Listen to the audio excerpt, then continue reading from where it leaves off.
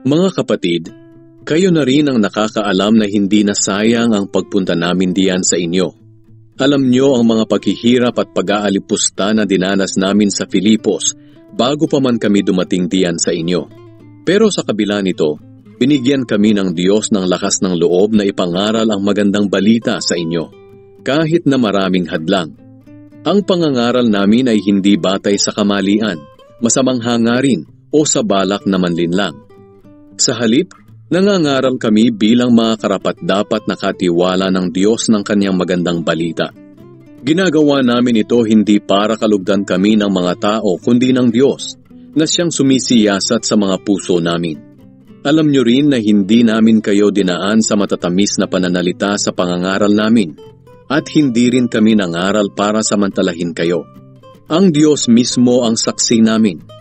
Hindi namin hinangad ang papuri ninyo o ng sinuman, kahit may karapatan kaming tumanggap nito bilang mga apostol ni Kristo.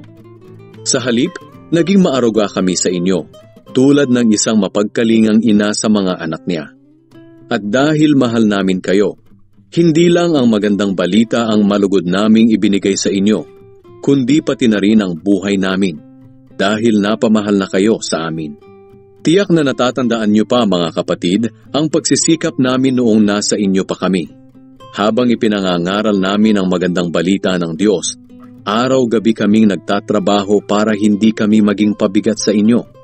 Saksi namin kayo at ang Diyos na ang pakikitungo namin sa inyong mga mananampalataya ay tapat, matuwid at walang kapintasan. Alam ninyong katulad ng isang ama sa kanyang mga anak, ang turing namin sa bawat isa sa inyo. Pinalakas namin ang loob nyo, pinayuhan, at hinikayat na mamuhay ng karapat-dapat sa Diyos na humirang sa inyo para sa kanyang kaharian at kadakilaan. Lagi rin kami nagpapasalamat sa Diyos dahil nang tanggapin nyo ang pangangaral namin, tinanggap nyo ito hindi bilang salita ng tao, kundi bilang salita ng Diyos na kumikilos sa buhay ninyong mga sumasampalataya. Mga kapatid, ang mga nangyayari sa inyo ay tulad din ng nangyayari sa mga iglesia ng Diyos sa Judea na na kay Kristo Jesus.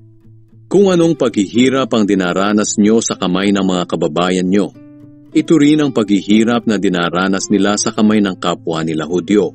Silang mga Hudyo ang pumatay sa Panginoong Jesus at sa mga propeta noon. Sila rin ang mga taong umuusig sa amin. Hindi nalulugod ang Diyos sa ginagawa nila. At maging ang lahat ng tao'y kinakalaban nila.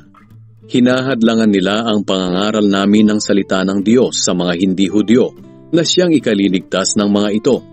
Dahil dito, umabot na sa sukdulan ng mga kasalanan nila at hahatulan na sila ng Diyos.